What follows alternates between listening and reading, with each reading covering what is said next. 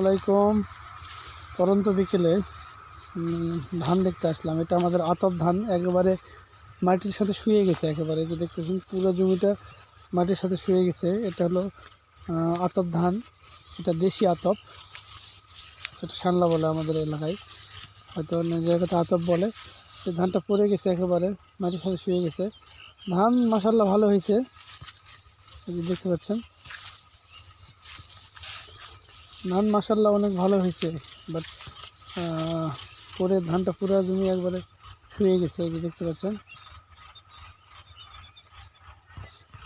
তবে যদি এখানে শুয়ে পড়ছে তারপরে কোনো সমস্যা হবে না। যদি পানি থাকতো তাহলে হয়তো ক্ষতি হইতো, কিন্তু কোনো পানি নাই, তো সেক্ষেত্রে কোনো ধরনের কোনো সমস্যা না হওয়ারই কথা।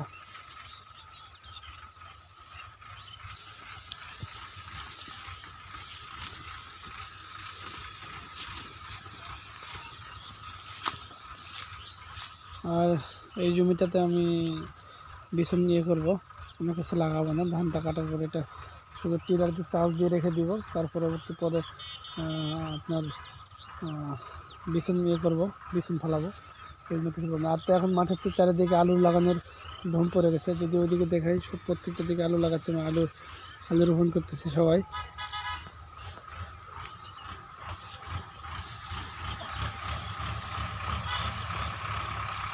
তবে ধানটা মাশাআল্লাহ ভালো হয়েছে, যেহেতু ধানের মাথা অনেক সুন্দর হয়েছে।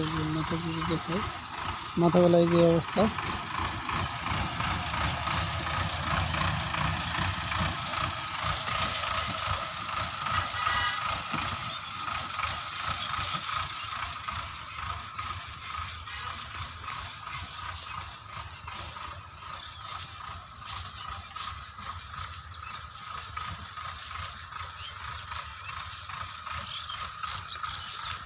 ধান কিন্তু মাশাআল্লাহ আমাদের এদিকে ভালো হয়েছে, অনেক সুন্দর ধান হয়েছে। আর আলু যেহেতু এখন আলুর সিজন, ধান কাটা প্রায় শেষের দিকে। অন্যান্য ধান আতপ ছাড়া যেগুলো ধান আছে সব ধানে প্রায় কাটা শেষ, অল্প কিছু ধান আছে, এখানে সব ধান কাটা শেষ, শুধু আতপ ছাড়া।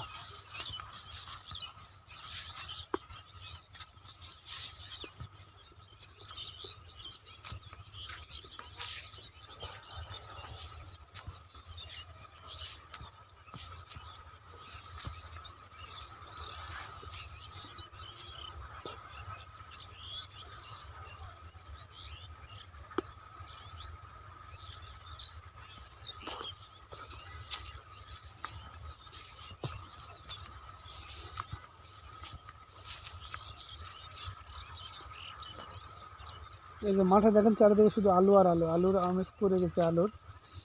তো আলু নিয়েও অবশ্যই ভিডিও আসবে, ইনশাল্লাহ ভিডিও করবো। আসলে অনেক ব্যস্ততার কারণে আলু নিয়ে কোনো প্রতিবেদন করা যাচ্ছে না।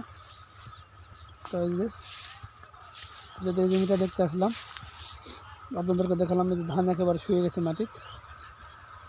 ধন্যবাদ সবাইকে।